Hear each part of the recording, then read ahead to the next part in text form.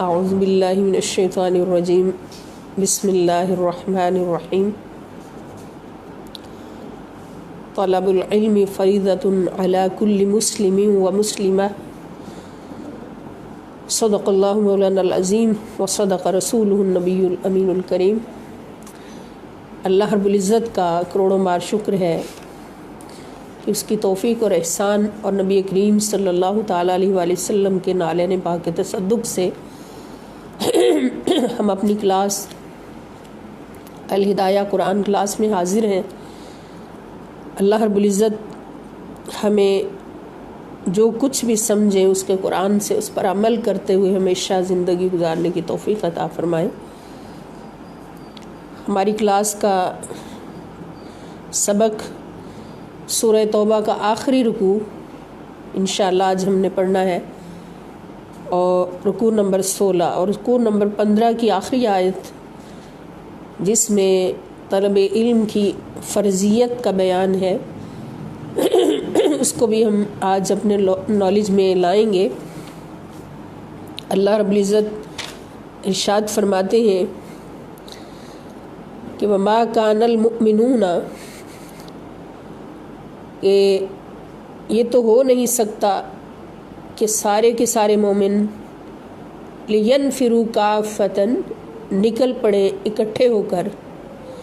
سارے کے سارے، فَلَوْلَا تو ایسا کیوں نہیں ہوتا، یہ نفر من کل فرقۃ منہم، نفر نکلے من کل فرقۃ ہر بڑے گروہ میں سے، یعنی ہر قبیلہ میں سے، منہم ان میں سے، طائفۃ ایک چھوٹا گروہ، چند آدمی، لیتفقہوا فی الدین تاکہ دین میں سمجھ حاصل کریں، وَلِيُنذِرُوا اور تاکہ ڈر سنائیں، قومہم اپنی قوم میں واپس آ کر ان کو اپنی قوم کو ڈر سنائیں، اذا رجعوا الیہم جب ان کی طرف واپس آ جائیں علم حاصل کرنے کے بعد، لعلہم یحذرون تاکہ وہ نافرمانیوں سے بچ سکیں۔ اب اس ایک آیت مبارکہ کو دیکھیں تو اس سے پیچھے بھی اور اس کے بعد بھی جہاد کی فرضیت اور جہاد پر نہ جانے والوں کی سرزنش اور سزائیں سنائیں گے، اور جہاد پر زور دیا گیا، اور جہاد پر جو نہیں گئے یا نہیں جانا چاہتے تھے تو ان کے لیے سزائیں متعین کی گئی، ان کو سزائیں سنائی گئی، اور درمیان میں اس ایک آیت مبارکہ کو اللہ پاک نے رکھا اور بیان فرمایا کہ مسلمانوں کے ہر قبیلہ میں سے، ہر علاقہ میں سے چند لوگ ضرور ایسے ہونے چاہیے جو علم کی طلب میں سفر کریں، جن کے علاقوں سے علماء دور رہتے ہوں، دور بستے ہوں، علم کے مرکز دور ہوں، تو ان علاقوں سے چند لوگ اٹھیں اور علم کے مراکز تک پہنچ کر وہاں سے دین کا علم حاصل کریں، دین کی فقہ حاصل کریں، اور پھر آ کے اپنی قوم کو وہ سارا کچھ سکھائیں۔ علماء کرام اور مشائخ اعظام کی صحبت اختیار کریں، اور جب ان کی صحبتوں سے فیضیاب ہو کر نور علم سے منور ہو کر واپس آئیں تو پھر اس نور کو باقی قوم تک پہنچائیں، ان کے دلوں کو بھی اس نور سے منور کریں۔ تو اس آیت مبارکہ سے ہمیں پتہ چلتا ہے علم کی فرضیت کا، طلب علم کی فرضیت کا، کہ علم حاصل کرنا جو ہے یہ کتنا ضروری ہے، اس لیے کہ جس دین کا مقصد ہی دل کی دنیا بدلنا ہو اور انسان کی زندگی کے کارواں کے لیے ایک اعلیٰ منزل کا تعین کرنا ہو، اور پھر اس منزل تک پہنچنے کے لیے ایک تڑپ پیدا کرنا ہو، تو ضروری ہے کہ اس میں ایسے لوگ کثیر تعداد میں موجود ہوں کہ جو اس دین کے اسرار و رموز سے واقف ہوں اور جو دین کے اغراض و مقاصد خود بھی جانتے ہوں اور دوسروں تک پہنچانے کا بھی پورا ملکہ رکھتے ہوں۔ ایسے لوگوں کی کثیر تعداد موجود ہونا بہت ضروری ہے، اور یہ اس آیت مبارکہ سے اس امر کی فرضیت ہمارے تک پہنچتی ہے۔ اس اعلیٰ مقصد کی اہمیت کے پیش نظر ہی اللہ پاک نے جہاد کی آیات کے درمیان اس آیت کو رکھا۔ اب جہاد کا مقصد کیا ہے کہ ہر خطہ عالم میں دشمنان دین کو زیر کرتے ہوئے ہر خطہ میں اسلام کا پرچم لہرانا، دین اسلام کا پرچم لہرانا، اور جہاں جہاں دین اسلام کا پرچم لہرایا جائے وہاں وہاں کے لوگوں تک دین کی معرفت بھی پہنچے، دین کا علم بھی پہنچے، وہ علم پہنچے کہ جس سے اللہ رب العزت کی معرفت سب کو نصیب ہو۔ اس لیے اللہ پاک نے اس آیت مبارکہ کو درمیان میں رکھا اور اس پر زور دیا کہ ہر قبیلہ میں سے چند لوگ ایسے ضرور ہونے چاہیے کہ وہ نکلیں اور علماء کرام اور مشائخ اعظام کی صحبتوں میں بیٹھ کر دین کی سمجھ حاصل کریں، تفقہ فی الدین حاصل کریں، اور پھر آ کے اپنے قبیلے تک وہ سارا نور پہنچائیں۔ اور اس سے ہمیں پتہ چلتا ہے کہ طلب علم کتنا بڑا فرض ہے۔ اس پر نبی کریم صلی اللہ تعالیٰ علیہ وآلہ وسلم کی حدیث مبارکہ بھی ہمیں ملتی ہیں، قرآنی آیات بھی ملتی ہیں کہ علم حاصل کرنا، طلب علم جو ہے یہ بہت بڑا فرض ہے، بہت بڑا فریضہ ہے۔ تو اس لحاظ سے عالم دین جو دین کی سمجھ حاصل کرتا ہے، دین کا علم حاصل کرتا ہے، اس کا مرتبہ اور مقام بھی ہمارے سامنے واضح ہو جاتا ہے کہ حضور علیہ الصلوۃ والسلام نے اپنی زبان اقدس سے فرمایا کہ ایک عالم کا درجہ فضل العالمی علی العابدی کفضلی علی امتی، کہ ایک عالم دین کا درجہ ایک عابد پر، جو عالم نہیں فقط عابد ہے، عبادت گزار ہے مگر عالم نہیں ہے، تو اس پر ایک عالم کا درجہ اتنا ہے جتنا میرا درجہ میری امت پر ہے۔ سبحان اللہ۔ تو اس سے پتہ چلا کہ طلب علم بھی کتنا بڑا فرض ہے، اور علم وہی علم ہوتا ہے جو معرفت خداوندی عطا کرتا ہے، جو اللہ رب العزت کی معرفت عطا کرتا ہے، اللہ رب العزت تک پہنچنے کے راستے ہمیں بتاتا ہے، اپنے مالک کی پہچان کے راستے ہمیں بتاتا ہے، وہ علم ہوتا ہے۔ تو اور نبی کریم صلی اللہ تعالیٰ علیہ وآلہ وسلم ایک عالم کی فضیلت بتانے کے ساتھ ساتھ ایک متعلم کی فضیلت یعنی طالب علم کی فضیلت بھی کچھ یوں بیان فرماتے ہیں۔ حضور نے ارشاد فرمایا کہ من سلک طریقا یبتغی فیہ علما سلک اللہ بہ طریقا الی الجنۃ وان الملائکۃ لتضع اجنحتها رضا لطالب العلم، کہ جو علم حاصل کرنے کے راستے پر چلا تو اللہ رب العزت نے اس کو جنت کے راستے پر چلا دیا۔ یعنی علم حاصل کرنے والے کے لیے علم حاصل کرنے کا راستہ جو ہے وہ جنت کا راستہ بنا دیا جاتا ہے، جو جنت کی طرف جاتا ہے۔ اس سے ہمیں پتہ چلا کہ اگر ہم علم حاصل کرنے کے راستے پر چل رہے ہیں، طالب علم بن کر اپنی زندگی گزار رہے ہیں، تو خدا کی قسم یہ راستہ سیدھا جنت کو جا رہا ہے، ہم جنت کے راستے پر سفر کر رہے ہیں۔ اور پھر حضور نے فرمایا کہ بے شک ملائکہ، اللہ کی فرشتے اس طالب علم کے قدموں کے نیچے اپنے پر بچھا دیتے ہیں، طالب علم کی رضا کے لیے، طالب علم کی رضا کے لیے، خوشی کے لیے، یعنی اس سے خوش ہوتے ہوئے، اس کو خوش کرتے ہوئے اس کے لیے اپنے پر بچھا دیتے ہیں۔ یہ طالب علم کا مقام ہے، عظمت ہے، اہمیت ہے۔ اس سے بڑی عظمت اور کسی کام میں ہمیں نظر نہیں آتی کہ ایک عالم کی فضیلت اور پھر ایک طالب علم کی فضیلت۔ تو اس سے ہمیں یہ بھی معلوم ہوا کہ جتنا جہاد فرض ہے ہر مسلمان پر،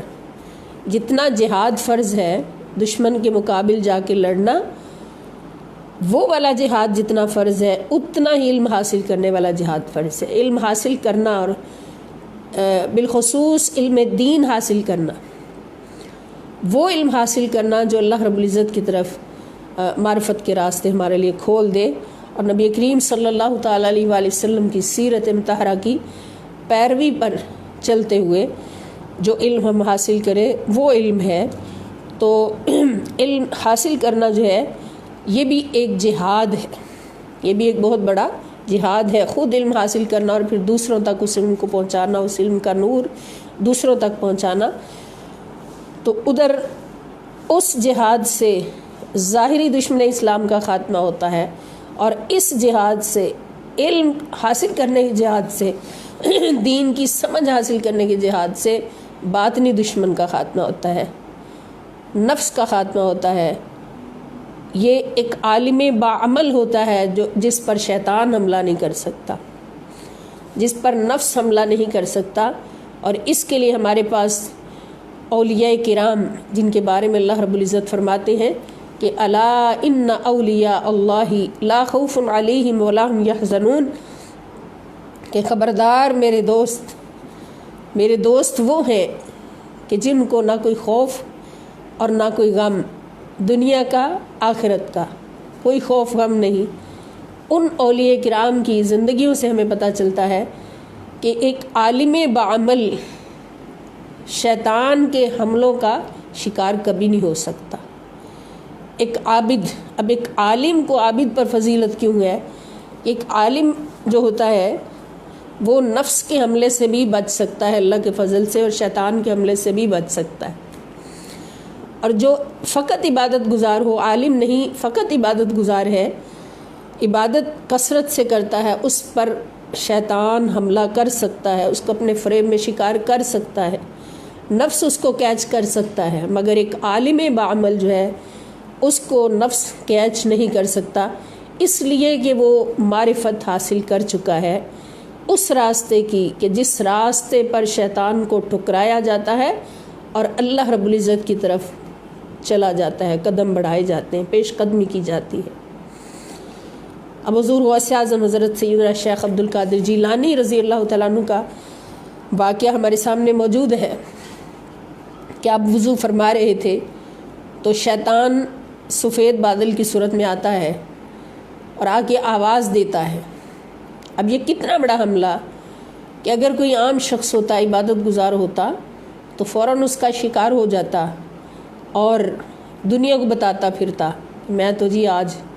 فری ہو گیا نمازوں سے، میری ولایت کو تو اللہ نے فوراً قبول کر لیا ہے اور اب مجھے نمازوں کی ضرورت نہیں، پیر بن کے بیٹھ جاتا، جھوٹا پیر بن کے بیٹھ جاتا۔ لیکن یہاں کون تھا؟ یہاں عالم دین بعمل تھا، یہاں اللہ رب العزت کی معرفت رکھنے والا اللہ کا دوست ہے۔ شیطان آتا ہے اور آ کے کہتا ہے کہ عبد القادر اب تو بے شک نمازیں نہ ادا کر، نمازیں نہ پڑھ، تیری نمازیں میں نے قبول کر لی ہیں اور تجھے اپنا ولی بنا لیا۔ انہیں اللہ رب العزت کی زبان بن کے بولا، اللہ کی طرف سے جملہ بولا۔ اب ادھر کون تھا؟ ادھر عالم دین بعمل۔ آپ نے فوراً کیا کلمات اپنی زبان پہ جاری فرمائے کہ او لعین شیطان دفع ہو جا، میرا رب کبھی نمازوں سے نہیں روکتا ہے،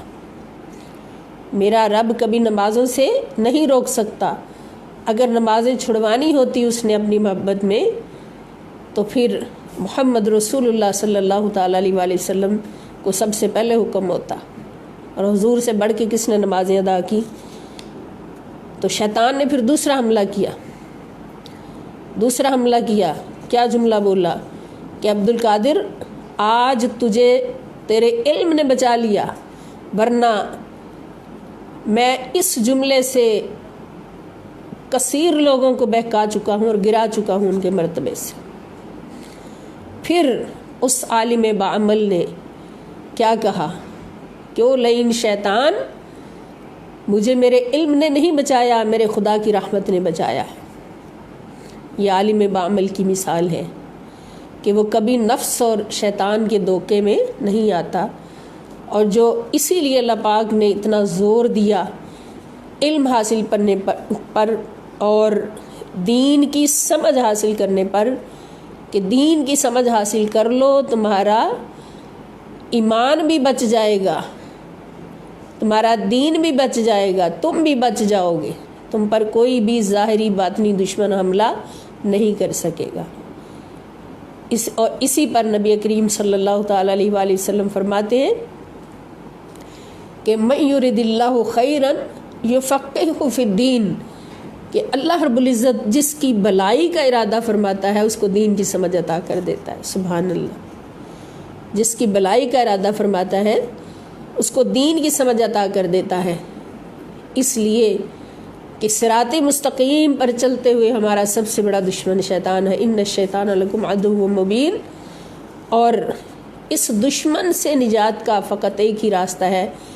دین کی سمجھ حاصل کر لینا۔ جنہوں نے دین کی سمجھ حاصل کر لی تو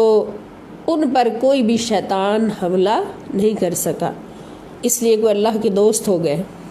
تو اللہ تعالیٰ جس کی بھلائی کا ارادہ فرماتے ہیں اس کو دین کی سمجھ عطا فرما دیتے ہیں۔ اس لیے جہاد کے ساتھ ہی اللہ پاک نے علم کی فرضیت پر زور دیا کہ طلب علم جو ہے یہ بھی جہاد کی طرح ایک بہت بڑا فریضہ ہے، اس کی طرف بھی تمہاری پوری توجہ ہونی چاہیے کہ علم دین ہوگا تو پھر تم سمجھ سکو گے اپنا ضابطہ حیات بھی، نظام حیات بھی، اور ظاہری باطنی دشمنوں سے حفاظت کی تدبیریں بھی تمہارے پاس ہوں گی۔ آگے اللہ پاک فرماتے ہیں کہ یا ایھا الذین آمنوا، یا ایھا الذین آمنوا قاتلوا الذین یلونکم من الکفار، اے ایمان والو قاتلو جنگ کرو، الذین ان لوگوں سے، یلونکم جو تمہارے آس پاس ہیں، من الکفاری کفار جو کافر تمہارے آس پاس ہیں، یعنی قریبی کافروں سے پہلے جنگ کرو، ان کی پہلے خبر لو۔ ایسا نہ ہو کہ قریبیوں کو چھوڑ کر دور والوں سے لڑتے رہو اور قریب والے نقصان پہنچاتے رہے۔ اور جب تم نکلو کفار کے ساتھ جنگ کرنے کے لیے نکلو، وَلْيَجِدُوا تو چاہیے کہ وہ پائیں، فیکم تمہارے اندر، غلظتاً سختی، پھر ضروری ہے کہ وہ تمہارے اندر سختی پائیں، یعنی تمہارا لہجہ اور تمہارا عمل ان کے لیے سخت ہو جائے، تمہارا اخلاق ان کے لیے سخت ہو جائے، ان پر نرمی نہیں کرنی۔ وَاعْلَمُوا اور جان لو، ان اللہ مع المتقین کہ بے شک اللہ رب العزت متقین کے ساتھ ہوتا ہے، پرہیزگاروں کے ساتھ ہوتا ہے، جو اللہ سے جتنا ڈرتا ہے، یعنی میدان جنگ میں نکلو تو دشمن سے نہیں ڈرنا، اللہ سے ڈرنا ہے،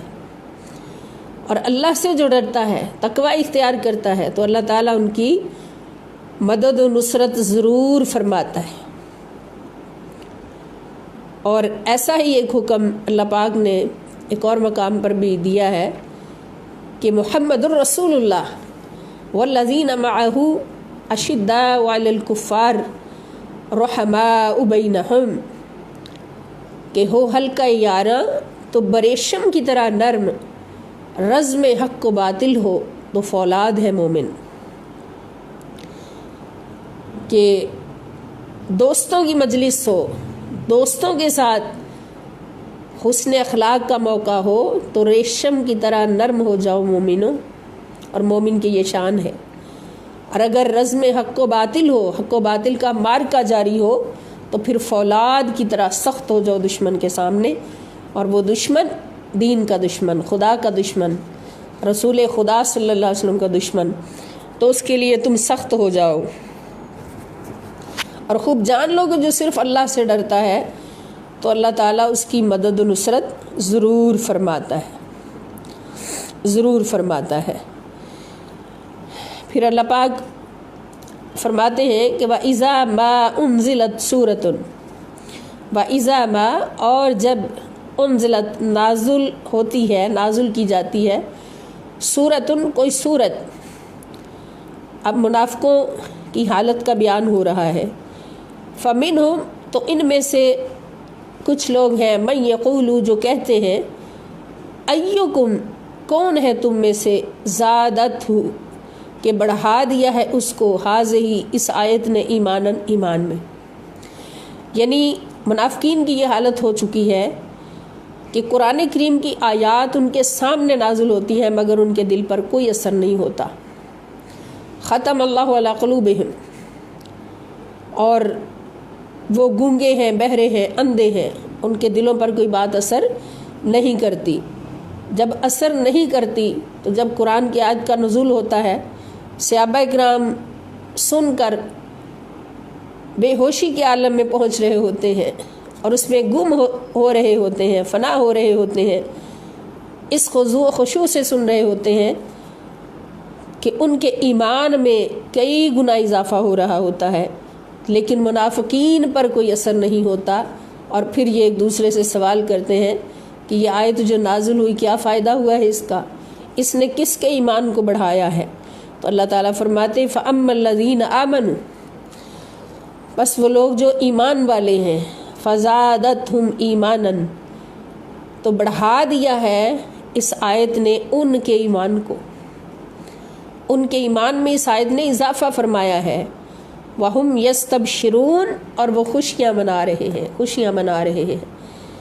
کہ اللہ رب العزت کی بارگاہ سے آیت کا نزول ہوتا ہے تو مومنین کے ایمان میں بھی اضافہ ہوتا ہے اور وہ آیت کے ملنے پر اور ایمان کے اضافے پر خوشیاں مناتے ہیں. یہ مومنوں کے دلوں کی کیفیت ہے. وَأَمَّا الَّذِينَ اور وہ لوگ فِي قُلُوبِهِم مَرَضٌ جن کے دلوں میں بیماری ہے،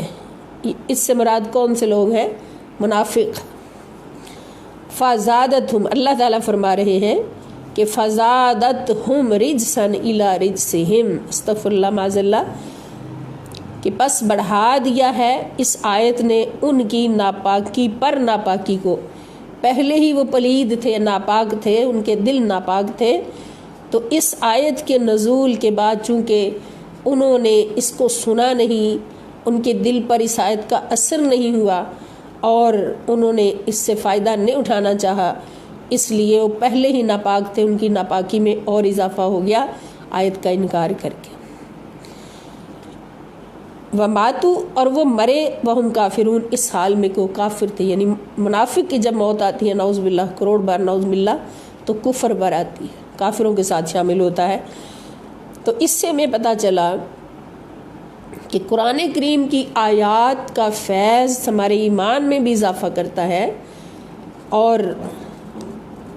جس کو یہ فیض میسر نہیں آتا اور جو قرآن کی آیات سے اپنے دلوں کو فیض یاب نہیں کرنا چاہتا اور دلوں میں دنیا کی گندگیاں اغلاستیں بھرے رکھتا ہے، تو پھر اس کا دل پاک نہیں ہوتا، ناپاک ہوتا ہے. قرآن کی آیات کا فیض ہے جو ہمارے دلوں کو پاک کر دیتا ہے. اس لیے جتنا قرآن سے جڑ کر رہیں گے، جتنا قرآن کی تلاوت کریں گے، قرآن کریم کے احکام پر پابندی کریں گے اور قرآن کریم کی کی ہوئی چیزوں سے منع ہو جائیں گے، رک جائیں گے، تو انشاءاللہ ہمارے دل پاک ہوتے جائیں گے. پاک دلوں کی پہچان یہی ہے کہ وہ قرآن کا مرکز ہوتے ہیں، اور جو قرآن کریم سے دور رہتے ہیں، قرآن سے اپنا تعلق توڑ دیتے ہیں، قرآن کے ساتھ جڑ کر اپنے آپ کو پاک نہیں کرنا چاہتے، تو پھر ان کے دل ناپاک رہتے ہیں. اور یہ منافق کی سب سے بڑی پہچان ہے. اولا یرون کیا وہ نہیں دیکھ رہے، انہم یفتنون کہ بے شک ان کو آزمایا جاتا ہے، آزمائش میں ڈالا جاتا ہے، فی کل عام مرتن ہر سال میں، فی کل عام ہر سال میں، مرتن ایک بار، او مرتینی یا دو بار. ثم لا یتوبون، پھر وہ توبہ نہیں کرتے، ولا ہم یذکرون، اور نہ ہی وہ نصیحت حاصل کرتے ہیں۔ ان کو سال میں ایک بار یا 2 بار ضرور آزمایا جاتا ہے، لیکن وہ توبہ نہیں کرتے، اور نہ ہی یعنی اللہ پاک ان کو کوئی نہ کوئی تکلیفیں دے کر، کوئی نقصان کر کے ان کے اولاد میں، ان کے مال میں، یا کوئی بیماریاں دے کر آزماتے ہیں کہ کسی طرح سے بھی یہ لوٹ آئیں، اللہ رب العزت کی طرف پلٹ آئیں، لیکن وہ پلٹنا گوارا نہیں کرتے، اور نہ ہی وہ نصیحت قبول کرتے ہیں۔ وَإِذَا مَا أُنزِلَتْ، اور جب نازل کی جاتی ہے سورتن، کوئی سورت، نظرہ، تو دیکھنے لگتے ہیں، بعضهم الی بعض، وہ ایک دوسرے کی طرف، وہ ایک دوسرے کی طرف دیکھتے ہیں۔ یہ منافقین کی حالت بیان کی جا رہی ہے۔ حل یراکم، کیا کوئی دیکھ تو نہیں رہا تمہیں، من احد، کوئی، حل یراکم، کیا دیکھ تو نہیں رہا تمہیں، من احد، کوئی، ثم انصرفوا، پھر وہ وہاں سے چلے جاتے ہیں، نکل جاتے ہیں۔ یعنی جب قرآن کی آیات نازل ہو رہی ہوتی ہیں اور حرم شریف میں بیٹھے ہوتے ہیں صحابہ کرام کے درمیان میں، تو صحابہ کرام تو آیات کے نزول کے انتظار میں اللہ کے رسول صلی اللہ تعالیٰ علیہ وآلہ وسلم کے حضور انتہائی ادب کے ساتھ بیٹھے ہوتے ہیں اور انتظار میں ہوتے ہیں کہ اب اللہ رب العزت کا پیارا کلام ہمیں سنائی دے گا۔ اور یہ منافقین کا یہ حال ہوتا ہے کہ ایک دوسرے کی طرف دیکھتے ہیں اور ایک دوسرے کو اشارہ کرتے ہیں، اشارے کرتے ہیں کہ اب آیت نازل ہو رہی ہے، اب ہمیں یہاں سے کھسک جانا چاہیے۔ جب دیکھتے ہیں کہ صحابہ کرام اپنی آنکھیں بند کیے، سر جھکائے، محبوب خدا صلی اللہ تعالی وسلم کے سامنے بیٹھے ہیں اور آیات کے نزول کے انتظار میں ہیں، تو وہ ایک دوسرے کی طرف دیکھ کر اشارے کر کے آنکھ بچا کے وہاں سے نکل جاتے ہیں۔ اس کا نتیجہ کیا نکلتا ہے کہ صرف اللہ قلوبہم، کہ اللہ پاک نے ان کے دل ہی پھیر دیے، وہ وہاں سے پھرے تو اللہ پاک نے ان کے دل پھیر دیے، بِأَنَّهُمْ، کہ بے شک وہ قوم، ایسی قوم ہے، لا یفقہون، جو سمجھتے ہی نہیں، سمجھ ہی نہیں سکتے، ان کے اندر وہ اللہ پاک نے رکھا ہی نہیں مادہ کہ یہ قرآن کریم کو سمجھ سکیں، ان کے کرتوتوں کی وجہ سے ان کی یہ اہلیت ختم کر دی گئی، چونکہ قرآن کی آیات کو قبول نہیں کرتے۔ اور آگے اللہ پاک ارشاد فرماتے ہیں کہ لَقَدْ جَاءَكُمْ رَسُولٌ مِّنْ أَنفُسِكُمْ، یہ پوری سورہ مبارکہ کا نچوڑ اللہ پاک نے نبی کریم صلی اللہ تعالیٰ علیہ وآلہ وسلم کی شان اقدس اور حضور کی عظمت بیان فرمائی عاشقوں کے لیے۔ لقد، بے شک، جاءکم، آ گئے ہیں تمہارے پاس، تشریف لے آئے ہیں تمہارے پاس، رسول، شان والے رسول، برگزیدہ رسول، من انفسکم، جو تمہیں میں سے ہے۔ اب من انفسکم کہنے کا مقصد کیا کہ وہ بھی شکل بشر میں، لباس بشر میں تمہارے پاس آ چکے ہیں، اور ان کی شان کیا ہے، ان کی عظمت کیا ہے، ان کا مقام کیا ہے کہ عزیز علیہ، عزیز گراں گزرتا ہے، علیہ آپ پر، یعنی رسول خدا صلی اللہ تعالیٰ علیہ وآلہ وسلم پر گراں گزرتا ہے، ما عنتم، جو تمہیں مشقت میں ڈال دے۔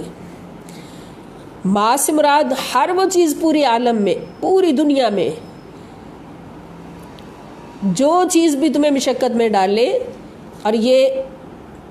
بیان جو ہے یہ صرف صحابہ کرام کے لیے نہیں، اہل عرب کے لیے نہیں، بلکہ قیامت تک آنے والے ہر امتی مصطفیٰ صلی اللہ علیہ وسلم کے لیے ہے، بالخصوص مسلمان اور مومنوں کے لیے، اور قیامت تک آنے والے ہر امتی کے لیے کہ حضور علیہ السلام پر گراں گزرتا ہے آپ کی طبیعت مبارکہ پر، معنتم، جو تمہیں مشقت میں ڈال دے،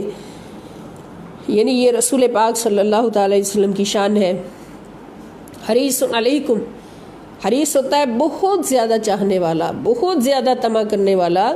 علیکم تمہارے لیے،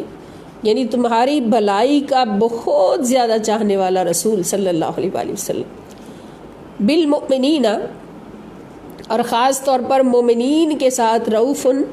بہت شفقت فرمانے والے، رحیم اور بہت زیادہ رحم فرمانے والے ہیں۔ اب اس آیت مبارکہ کو ہم غور کریں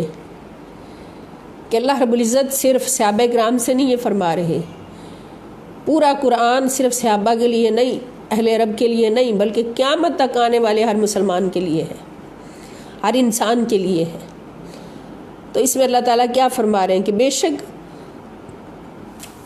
میرا برگزیدہ رسول محمد مصطفیٰ صلی اللہ تعالیٰ علیہ وآلہ وسلم تمہارے پاس تشریف لا چکے ہیں، آ چکے ہیں۔ اور پورا قرآن پڑھ کے دیکھ لیں، کسی ایک آیت میں بھی حضور علیہ السلام کے ہم سے بچھڑنے کا ذکر نہیں کہ رسول خدا صلی اللہ علیہ وسلم تم سے بچھڑ جائیں گے یا دور ہو جائیں گے یا فوت ہو جائیں گے یا چلے جائیں گے، تو ایسا ہوگا نہیں۔ جہاں بھی اللہ پاک نے مومنوں کے لیے حضور علیہ السلام کے رشتے کا بیان فرمایا تو یہی فرمایا کہ لقد جاءکم لقد من اللہ علی المؤمنین اذ بعث فیہم رسولا، کہ بے شک احسان فرمایا ہے اللہ تعالیٰ نے مومنین پر کہ ان میں اپنا شان والا رسول بھیج دیا ہے، احسان فرما دیا ہے ان پر۔ اور احسان وہ ہوتا ہے جو دے کر واپس نہیں لیا جاتا، دے کر واپس نہیں لیا جاتا، اور احسان وہ ہوتا ہے جو فرض سے کہیں بڑھ کر ہوتا ہے۔ اپنی رحمت کو اللہ تعالیٰ نے فرمایا کتب ربک علی نفسہ الرحمۃ، کہ اللہ تعالیٰ آپ کے رب نے اپنے اوپر رحمت کرنا فرض کر لیا ہے، کتب فرض کر لیا ہے۔ اور جب نبی صلی اللہ علیہ وسلم عطا فرمایا تو فرمایا کہ میرے نبی کا تمہارے پاس آنا اللہ کا احسان ہو گیا ہے، مومنوں پر احسان ہو گیا ہے۔ تو احسان فرض سے کہیں بڑھ کر ہوتا ہے، اور احسان وہ ہوتا ہے جو دے کر واپس نہیں لیا جاتا۔ تو یہاں پر بھی حضور علیہ السلام کی تشریف آوری کا اللہ پاک فرما رہے ہیں، تشریف آوری کو بیان فرما رہے ہیں کہ بے شک میرا شان والا رسول تمہارے پاس تشریف لا چکا ہے، اور لباس بشر میں ہی وہ تشریف لایا ہے، اس لیے کہ یہی تقاضا تھا۔ اور تم جب بھی کسی مشقت میں پڑتے ہو تو میرے رسول صلی اللہ تعالی علیہ وآلہ وسلم پر گراں گزرتا ہے۔ اب یہ بات کیا صرف صحابہ کے لیے نہیں، یہ بات ہمارے لیے بھی، یہ اب تک آنے والے ہر مسلمان کے لیے، مومن کے لیے، ہر امتی کے لیے، اور قیامت تک آنے والے ہر امتی کے لیے اور ہر مومن مسلمان کے لیے بالخصوص، کہ کوئی مشقت میں، ہم پاکستان میں بیٹھے ہیں، فیصل آباد میں بیٹھے ہیں، ہمیں تکلیف ہوتی ہے، ہمیں کوئی تکلیف ہوتی ہے، تو خدا کی قسم رب تعالیٰ گواہی دے رہا ہے کہ میرے مصطفیٰ کو مدینے میں خبر ہوتی ہے۔ میرا نبی صلی اللہ علیہ وسلم تمہارے دکھ میں مدینے میں تڑپ جاتا ہے۔ دکھی تم پاکستان میں ہوتے ہو، دکھی تم ہندوستان میں ہوتے ہو، دکھی تم امریکہ میں ہوتے ہو، دنیا کی کسی خطے میں کوئی میرے مصطفیٰ کا امتی دکھی ہوتا ہے تو میرے مصطفیٰ صلی اللہ تعالی علیہ وآلہ وسلم مدینہ میں تڑپ جاتے ہیں۔ پھر کون کہہ سکتا ہے کہ حضور فلاں جگہ موجود ہیں، فلاں جگہ نہیں؟ کوئی کسی کے دکھ میں کب تڑپتا ہے جب وہ اس کے قریب ہوتا ہے، اور حضور ہم سے کتنا قریب ہے، اب مدینہ میں بیٹھ کر قریب ہے یا ہر جگہ موجود ہو کر قریب ہے۔ ہمارا دونوں طرح ایمان ہے کہ حضور مدینہ میں بیٹھ کر بھی، تشریف فرما ہو کر بھی ہماری جانوں سے زیادہ قریب ہے، اور ہماری آواز جو ہم بھی نہیں سن سکتے وہ میرے مصطفیٰ صلی اللہ علیہ وسلم سنتے ہیں۔ اور حضور، ہمارا یہ بھی ایمان ہے کہ حضور ہر جگہ موجود ہے، اللہ کے حکم سے، اللہ کی عطا سے اللہ رب العزت اپنی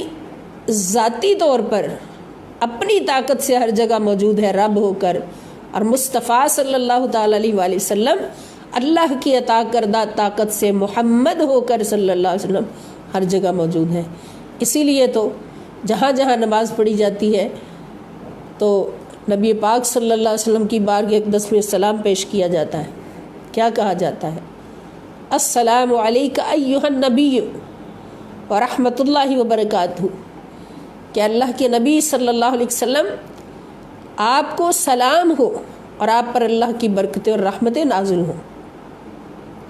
آپ کو سلام ہو، السلام علیکہ. آپ میں سے جو لوگ گرامر جانتے ہیں، عربی گرامر، ان کو پتہ ہے کہ کاف زبر کا یہ ضمیر ہے واحد مذکر مخاطب کی، واحد مذکر حاضر کی ضمیر ہے کہ ایک ہو، مذکر ہو اور سامنے موجود ہو جو ہماری بات سن رہا ہو، سمجھ رہا ہو اور جواب بھی دینے کے قابل ہو. تو اس کو ہم کہتے ہیں السلام علیکہ، آپ کو میرا سلام ہو ایھا النبی. اور جب ہم سلام کرتے ہیں حضور صلی اللہ علیہ وسلم کو نماز میں بیٹھ کر اتحیات پڑھتے ہوئے، اتحیات کے درمیان اللہ پاک نے یہ جملہ سیٹ کر دیا، فٹ کر دیا کہ السلام علیکہ ایھا النبی کہو گے تو اتحیات پوری ہوگی، اور اتحیات پڑھو گے تو نماز پوری ہوگی، اس کے بغیر نماز قبول نہیں. تو گویا سلام بحضور سرور کائنات صلی اللہ تعالیٰ علیہ وآلہ وسلم اگر یہ مان کر، یہ عقیدہ رکھتے ہوئے حضور کو نماز میں بیٹھے بیٹھے سلام پیش نہ کیا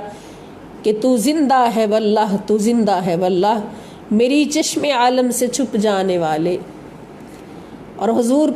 کے بارے میں یہ عقیدہ رکھتے ہوئے کہ حضور ہر جگہ موجود ہے، ہم جہاں سے پکاریں وہیں وہ سنے،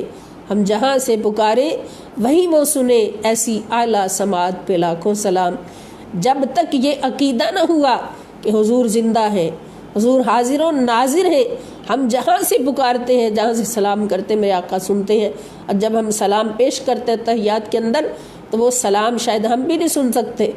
وہ آواز ہمارے کانوں تک بھی نہیں پہنچ سکتے، اور خدا کی قسم مصطفیٰ سنتے بھی اور جواب بھی دیتے ہیں. اس لیے اللہ پاک نے سلام کروایا کہ سلام کی شرائط میں ہے کہ سلام فقط اس کو کیا جا سکتا ہے کہ جو زندہ بھی ہو، سامنے موجود بھی ہو، سن بھی سکتا ہو، جواب بھی دے سکتا ہو. جس کے اندر یہ ساری شرائط ہوں گی اس کو سلام کر سکتے ہیں. تو جب ہم حضور علیہ السلام کو نماز میں بیٹھ کر کہتے ہیں السلام علیکہ ایھا النبی، تو پھر پوچھو اپنے رب سے، مولا سلام کے لیے 4 شرطوں کا ہونا ضروری ہے. تو نبی کریم صلی اللہ علیہ وسلم تو مدینہ پاک میں ہے، اپنی قبر انور میں ہے، وصال فرما چکے ہیں. تو سلام ہمارا کیسے پہنچتا ہے؟ اور یہ بھی ضروری ہے کہ جس کو سلام کیا جائے اس کا جواب ضرور دے. جس جواب نہ دے تو اس کے بارے میں حضور نے کیا فرمایا یہ سب جانتے ہیں. تو یہ ہو ہی نہیں سکتا کہ کوئی مومن سلام کرے اور حضور جواب نہ دے. تو یہ لازم ہے کہ جب ہر مومن نماز میں بیٹھ کر سلام کرتا ہے تو ہر مومن کا، ہر نمازی کا سلام حضور سنتے بھی ہیں اور خدا کی قسم جواب بھی دیتے ہیں. تو یا اللہ یہ کیسے ہوتا ہے؟ تو اللہ پاک فرماتے اگر ایسا نہ ہو سکتا، ایسا نہ ہوتا کہ میرا نبی زندہ بھی ہے، میرا نبی ہر جگہ موجود بھی ہے، میری عطا کردہ طاقت سے، میرے حکم سے، اور میرا نبی سن بھی سکتا ہے، جواب بھی دے سکتا ہے، تو میں کبھی نبی کا سلام نماز میں رکھواتا؟ میری نماز کی قبولیت کی دلیل ہی نبی کریم صلی اللہ تعالی علیہ وآلہ وسلم کو سلام پیش کرنا ہے. وہ نبی خدا نے ہمیں دیا. اور پھر ہائے ہائے کتنی بدقسمتی ہے، کتنا اخلاق سے گر جانا ہے کہ کسی اوروں کو اپنا آئیڈیل بناتے پھریں. وہ نبی ہمیں خدا نے دیا کہ جو ہر لمحہ حریص علیکم، ہر لمحہ ہماری بھلائیوں کا چاہنے والا ہے. عزیز علیہ ما عنتم، کہ تکلیف ہمیں یہاں بیٹھ کر ہوتی ہے اور میرے نبی صلی اللہ تعالیٰ علیہ وآلہ وسلم تڑپ جاتے ہیں. تکلیف ہمیں ہوتی ہے اور حضور تڑپ جاتے ہیں، اور اللہ رب العزت کی بارگاہ کے اقدس میں خدا کی قسم ہمارے لیے ہاتھ اٹھاتے ہیں، دست مبارک اٹھاتے ہیں، دعائیں کرتے ہیں. اور مومنوں کے لیے اللہ پاک اتنی بڑی خوشخبری فرما رہے کہ بالمؤمنین رؤوف رحیم. اور مومنوں تمہاری قسمت کہ تم نے ایمان کی دولت مانگی اللہ سے، اللہ پاک نے اپنے نبی کی بارگاہ میں بٹھایا اور تمہیں ایمان کی دولت نصیب ہوئی. تو اے مومنوں میرے نبی کے در پر بیٹھنے والوں اور ایمان کی بھیک مانگتے رہنے والوں، میرا نبی تمہارے لیے رؤوف بھی ہے، رحیم بھی ہے. رؤوف بھی ہے، رحیم بھی ہے. اور اب جان جائیں کہ یہ دونوں اللہ کی صفات ہیں. رؤوف بھی اللہ کی صفت ہے اور رحیم بھی اللہ کی صفت ہے. بسم اللہ الرحمن الرحیم. تو یہ دونوں صفات اللہ پاک نے اپنے نبی صلی اللہ تعالیٰ علیہ وآلہ وسلم کو عطا فرمائی کہ حضور سے بڑی رحمت اللہ نے کسی کو نہیں بنایا۔ اللہ کی سب سے بڑی رحمت اس وقت ہمیں ملی ہے جب آمنہ کی گود میں آمنہ کا لال رؤوف الرحیم بن کر تشریف لے آیا، رحمت للعالمین بن کر تشریف لے آیا، تو اللہ پاک کی سب سے بڑی رحمت ہمیں مل گئی۔ اور وہ رحمت اللہ پاک نے کس کے لیے دی ہے؟ اللہ تعالیٰ فرماتے مومنوں کے لیے میرا محبوب رؤوف بھی ہے، رحیم بھی ہے، یعنی مومنوں پر ہر وقت نبی پاک صلی اللہ علیہ وسلم کا دست شفقت رہتا ہے، اس لیے مومن کا دل نرم ہوتا ہے۔ یہ یاد رکھیں کہ نرم دل کی نشانی حضور کا قرب ہے۔ کوئی یہ نہ سوچے کہ میرا کوئی کمال ہے، کسی اور کا کوئی کمال ہے۔ جس کا دل نرم ہے، شفقت سے بھرا ہوا دل ہے، رحمت سے بھرا ہوا دل ہے، تو خدا کی قسم اس کے سر پہ مصطفیٰ صلی اللہ تعالیٰ علیہ وآلہ وسلم کا دست مبارک ہے۔ حضور کی صحبت کا اثر ہے کہ ہو ہلکا یاراں تو بریشم کی طرح نرم۔ یہ حضور کی صحبت کا اثر ہے کہ اعلیٰ اخلاق نصیب ہوتے ہیں۔ یہ حضور کی صحبت کا اثر ہے کہ نرم دل نصیب ہوتے ہیں۔ یہ حضور صلی اللہ تعالیٰ علیہ وآلہ وسلم کی صحبتوں کا اثر ہے کہ دل رحمتوں سے بھر جاتے ہیں، اخلاق رحمتوں سے بھر جاتے ہیں، عقل و شعور رحمتوں سے بھر جاتے ہیں، اور وہ بندہ سراپا رحمت بن جاتا ہے۔ جو بھی اس دنیا میں مومن سراپا رحمت بن کر چلتا ہے، رہتا ہے، اور ہر کسی کے لیے رحم کا ایک خزینہ ہوتا ہے اور شفقتوں کا ایک خزینہ ہوتا ہے، تو رب کی قسم اس بات کی دلیل ہے کہ وہ ہر لمحہ مصطفیٰ صلی اللہ علیہ وسلم کے در کے قریب ہوتا ہے، حضور کے در پہ بیٹھا ہوتا ہے، اور پھر جب وہ اس دنیا سے رخصت ہوتا ہے تو لاکھوں کی زبانوں پر وہ مرد خلیق کے نام سے جاری ہو جاتا ہے۔ اعلیٰ اخلاق ہونا یہ حضور کے در اقدس کی خیرات ہے، یہ بندے کا اپنا کوئی کمال نہیں، حضور علیہ السلام کے در اقدس کی خیرات ہے کہ جب حضور مومنوں کو اپنے رؤوف ہونے کا فیض دیتے ہیں، رحیم ہونے کا فیض دیتے ہیں، تو پھر وہ مومن بھی رؤوف اور رحیم ہوتا جاتا ہے۔ تو اس کے برعکس اگر کوئی سخت دل ہے، سخت مزاج ہے، تو وہ نبی پاک صلی اللہ تعالی وسلم سے دور ہے۔ اس لیے ہمارا یقین کامل ہے، ایمان کامل ہے کہ مومن کبھی بد اخلاق نہیں ہوتا۔ جو بد اخلاق ہو وہ مومن نہیں ہوتا، اور جو مومن ہو وہ کبھی بد اخلاق نہیں ہوتا، سخت گو نہیں ہوتا، سخت دل نہیں ہوتا۔ مومن وہی ہے جس کا دل بھی ریشم کی طرح نرم ہوتا ہے، جس کی زبان بھی نرم ہوتی ہے، اور جس کا اخلاق بھی بہت اعلیٰ ہوتا ہے۔ اللہ پاک ہمیں ایسے مومن بننے کی توفیق عطا فرمائے۔ تو اللہ تعالیٰ فرماتے ایسے ہی مومنین ہیں جن کے لیے میرا محبوب، میرا مصطفیٰ صلی اللہ علیہ وسلم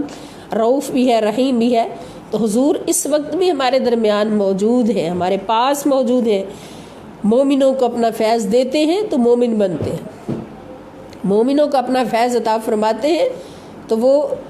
شفقت و رحمت کا پیکر بنتے ہیں۔ یہ دلیل ہمارے پاس کہ نبی کریم صلی اللہ تعالیٰ علیہ وآلہ وسلم سے جدا نہیں۔ ہمارے اخلاق کو سنوارتے ہیں تو حضور سنوارتے ہیں، ہمارے دلوں کو نرم کرتے ہیں تو حضور کرتے ہیں اپنے فیض سے، اور ہمارے اندر شفقتوں کے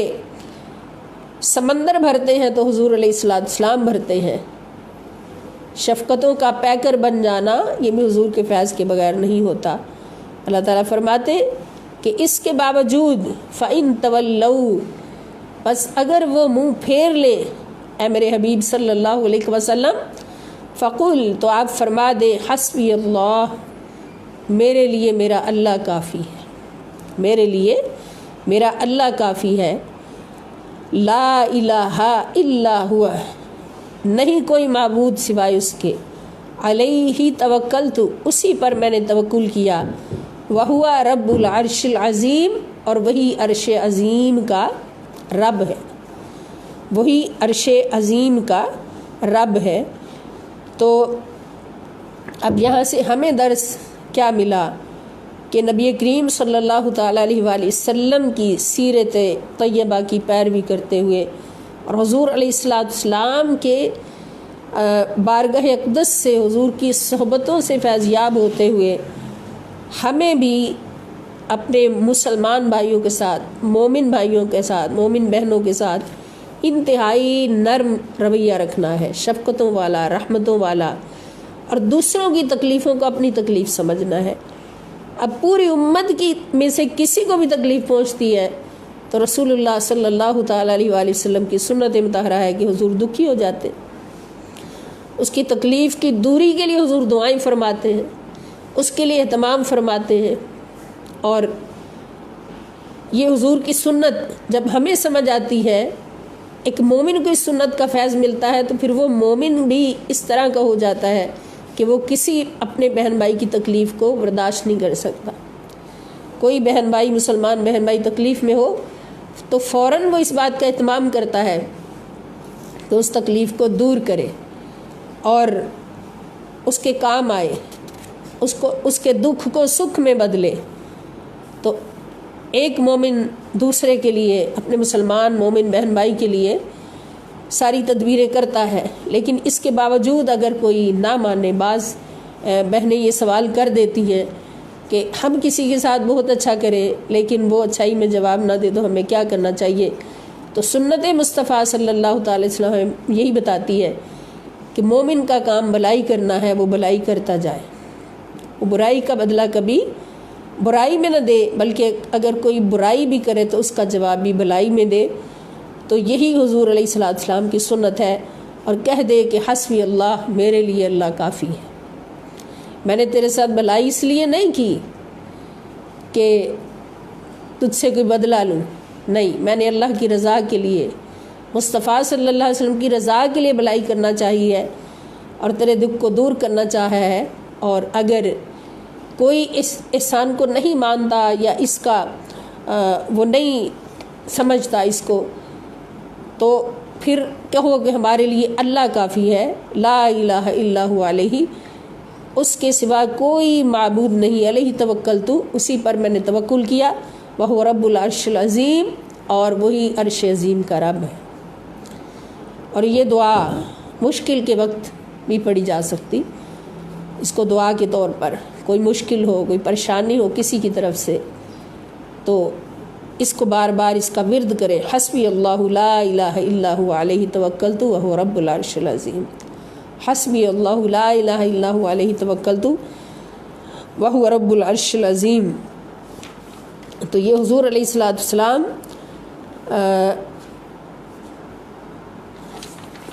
کی صفات ہیں، اللہ پاک نے جو سورہ توبہ کے آخر میں بیان فرمائی کہ میرا نبی تمہارے پاس آ چکا ہے اور کبھی بھی تم سے جدا نہیں ہوتا۔ اور مومن کی تو شان یہ ہے کہ مومن جب پوچھتا ہے کہ اللہ تو ہر کسی کی شارک سے قریب ہے، فرمایا نحن اقرب الیہ من حبل الورید، کہ ہم ہر انسان کی شارک سے بھی قریب ہیں، اللہ پاک نے فرمایا۔ تو پھر یہ پتہ کیسے چلے کہ مومن کون ہے اور کافر کون ہے، منافق کون ہے؟ اس کی چھانٹی کیسے ہو؟ تو ہر کسی کی شارک سے قریب ہے۔ تو پھر اللہ پاک ایک بڑا پیارا جواب اس کا قرآن پاک سے ہمیں ملا، جو اللہ رب العزت نے ہی عطا فرمایا ہوا، کہ اللہ رب العزت تو رب ہو کر ہر انسان کی شارک سے قریب ہے، مگر ان انسانوں میں سے مومن کون ہے؟ مومن کی پہچان کیا ہے؟ مومن کی پہچان یہ ہے کہ النبی اولا بالمؤمنین من انفسہم، النبی، کہ میرا نبی محمد رسول اللہ صلی اللہ علیہ وسلم، حاضر و ناظر نبی، زندہ نبی، اولا، قریب ہے، زیادہ قریب ہے، النبی اولا بالمؤمنین، مومنین کے، من انفسہم، ان کی جانوں سے بھی زیادہ قریب ہے۔ یعنی میں خدا ہو کر ہر انسان کی شارک سے قریب ہوں۔ اور مومن کون ہے؟ کہ شارک کے اندر خون ہے، خون کے اندر جان ہے، جان سب سے زیادہ قریب ہوتی ہے انسان کے، لیکن اللہ پاک فرماتے کہ میرا نبی مومنوں کی جانوں سے بھی زیادہ قریب رہتا ہے۔ تو پھر مومن کون ہوا؟ جس کی جان سے بھی زیادہ قریب مصطفیٰ صلی اللہ علیہ وسلم موجود ہے۔ اور دوستو یہ عقیدہ رکھنا ہوگا، یہ پختہ عقیدہ رکھنا ہوگا، اس عقیدے پر مر مٹنا ہوگا کہ میرا نبی مجھ سے دور نہیں۔ وَاعْلَمُوا أَنَّ فِيكُمْ رَسُولُ اللَّهِ،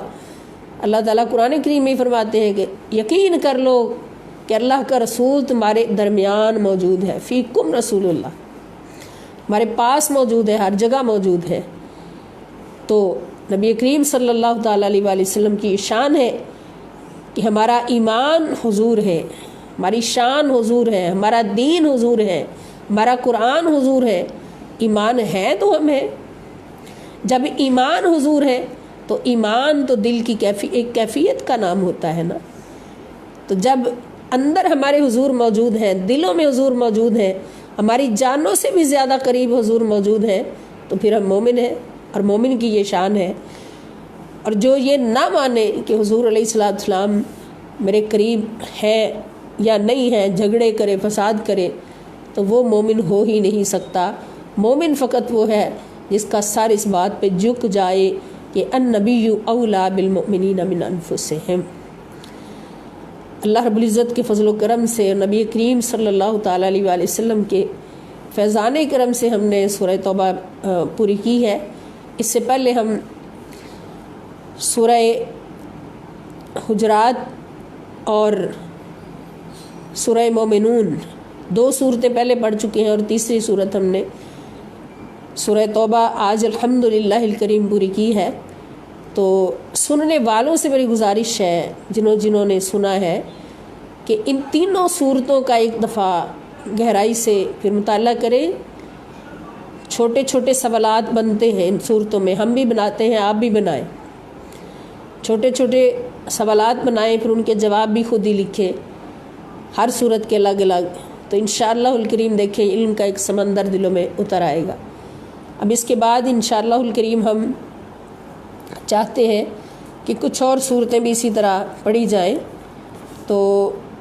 کل اللہ رب العزت کے فضل و کرم سے ہم سورہ مزمل جو کہ عظمت مصطفیٰ صلی اللہ تعالیٰ علیہ وآلہ وسلم کو بیان کرتی ہے، عظمت مصطفیٰ صلی اللہ علیہ وسلم کا سمندر اس میں موجزن ہے، تو انشاءاللہ الکریم کل ہم وہ شروع کریں گے۔ اس کے بعد اسی طرح سلسلہ جاری رکھیں گے کہ قرآن کی صحبتوں سے فیضیاب ہوتے رہیں، طالب علم بن کر، طالب علم دین بن کر، طالب علم قرآن بن کر، طالب علم حدیث بن کر اپنی زندگی گزارنے کی کوشش کرتے رہیں، قدم اٹھاتے رہیں۔ انشاءاللہ اللہ کریم اپنا وعدہ پورا فرمائیں گے کہ جو علم حاصل کرنے کے راستے پر چلتا ہے تو اللہ تعالیٰ اس کو جنت کے راستے، اور اللہ کے فرشتے اس کے لیے، اس کی رضا کے لیے اپنے پر بچھاتے ہیں۔ اللہ پاک ہمیں اپنے حبیب کریم صلی اللہ تعالیٰ علیہ وآلہ وسلم کے صدقے سے ایسا طالب علم بن جانے کی توفیق عطا فرمائے، اور آخر دم تک طالب علم رہنے کی توفیق عطا فرمائے، کیونکہ نبی پاک صلی اللہ علیہ وسلم کی حدیث پاک بھی یاد آتی ہے کہ جو علم حاصل کرنے کے راستے پر چلتے چلتے فوت ہو جاتا ہے تو اللہ رب العزت کی رحمت اس کو شہیدوں میں شامل کر دیتی ہے، مرنے کے بعد وہ شہداء میں شامل ہو جاتا ہے۔ تو کیوں نہ ہم یہ آرزو کریں کہ ہم ہمیشہ علم حاصل کرتے رہیں، آخری دم تک علم حاصل کرتے رہیں، تاکہ ہم بھی، ہمارا شمار بھی شہداء کرام میں ہو جائے۔ اللہ پاک ہم سب کو توفیق عطا فرمائے، جو پڑھا سنا اس پر عمل کرنے کی توفیق عطا فرمائے۔